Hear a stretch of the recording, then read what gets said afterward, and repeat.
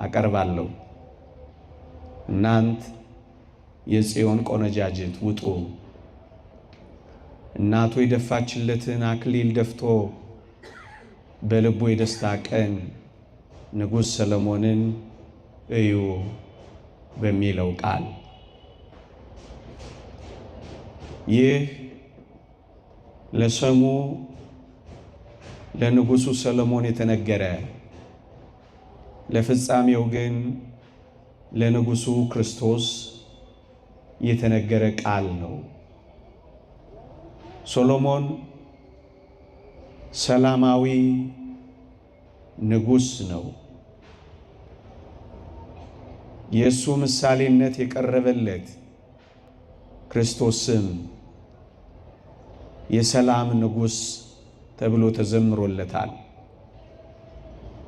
ሰሎሞን ቤተ መቅደሱን ከጨረሰ በኋላ የመጀመሪያውን መስዋዕት ከካህናቱ ቀድሞ ያቀረበው የምስጋና መስዋዕት የሰዋው ንጉሥ ሰሎሞን ነው። ከዚያ በኋላ ነው ካህናቱ የስርየት መስዋዕት መሰዋት የጀመሩት።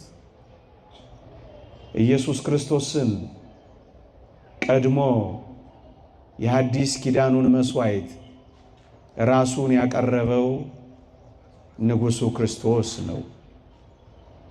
በመስቀል ላይ ክርስቶስ የሐዲሱን መስዋዕት ሥጋውንና ደሙን ካቀረበው በኋላ ንጉሥ ሰሎሞን ቀድሞ አቅርቦ ከዚያ በኋላ ሌሎች ካህናት እንደተከተሉት ንጉሡ ክርስቶስ መስዋዕት ሆኖ ከቀረበና ካቀረበ በኋላ ይሄው እስከ ዛሬይቱ ቀን ድረስ ካህናቱ ከንጉሥ ሰሎሞን በኋላ ተከትለው እንዳቀረቡት ከክርስቶስ በኋላ ተከትለው መስዋዕት ይሰዋሉ።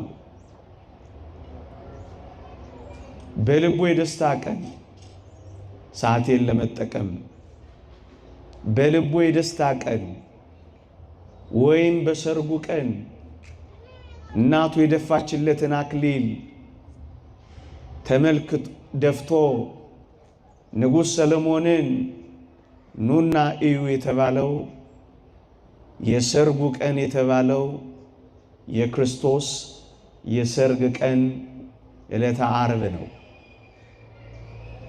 እናንት የጽዮን ቆነጃጅት ኑ ውጡ የሚለው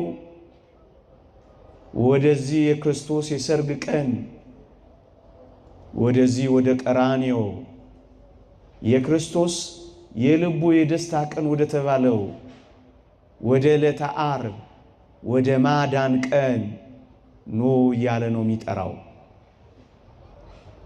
የተወደዳችሁ ክርስቲያኖች ወንጌል በሰርግ ተጀምሮ በሰርግ ነው የተፈጸመችው። ጌታችን በዘመነ ስጋዌው ምድር ላይ ሥራ ሲሰራ ሥራን የጀመረው በሰርግ ቤት ነው። የዚህችን ምድር አገልግሎት ጨርሶ የሄደውም በሰርግ ቤት ነው። የመጀመሪያዊቷ ሰርግ ቤት ሁላችሁም ታስታውሷታላችሁ። የቃና ዘገሊላ ሰርግ ቤት ናት። በዚህ ሰርግ ቤት ክርስቶስ ውሃውን ወይን አድርጓል። በመጨረሻዋ ሰርግ ቤት በልቡ ደስታ ቀን በተባለችው በቀራንዮ ደግሞ በመጨረሻይቱ ሰርግ ወይኑን ደም አድርጎ ነው የሰጠው። በመጀመሪያይቱ የሰርግ ቀን ታስታውሳላችሁ፣ የተወደደች ቅድስት ድንግል ማርያምን አንቺ ሴት ብሎ ጠርቷት ነበረ። በመጨረሻይቱ ሰርግ በቀራንዮም ይህቺው የተወደደች ቅድስት ድንግል ማርያም ነበረችና አንቺ ሴት እነሆ ልጅሽ ብሏታል። በመጀመሪያይቱ ሰርግ ቤት የተወደደች ቅድስት ድንግል ማርያም ነበረች። እሷንም ሲገልጻት የኢየሱስ እናት ብቻ ብሎ ነበር የገለጻት። በመጨረሻው ሰርግ ቤት በልቡ ደስታ ቀን በቀራንዮ ደግሞ የሁላችን እናት አድርጎ ሰጣት። እነሆ ልጅሽ ብቻ አይደለም እነኋት እናትህ አለ። እዚያ የኢየሱስ እናት እዚህ የሁላችን በጸጋ እናት ሆነች። በመጀመሪያይቷ ሰርግ ቤት በቃና ዘገሊላ ታስታውሱ ከሆነ መጀመሪያ መናኛው ደስ የማያሰኘው ወይን ቀረበ። ከዚያም ያ ወይን ሲያልቅ የተወደደ መድኃኒታችን ኢየሱስ ክርስቶስ ጣፋጭ የሆነውን ወይኑን አቀረበ። ደግሞ አለው በመጀመሪያው ሰርግ ቤት በቃና ዘገሊላ መናኛና ደስ የማያሰኘው ወይን ቀረበ። ኋላም በመድኃኒታችን አማካኝነት ጣፋጭ የሆነው ወይን ቀረበ። በሁለተኛው ሰርግ ቤት በልቡ ደስታ ቀን መጀመሪያ ደስ የማያሰኘውን ሕማሙን፣ ደስ የማያሰኘውን መከራውን፣ ደስ የማያሰኘውን ስቃዩን አሳየ። ኋላስ ጣፋጭ የሆነ ወይን በቃና ዘገሊላ እንደቀረበ ጣፋጭ የሆነውን ወይን ትንሣኤውን በዚያች አበሰረ።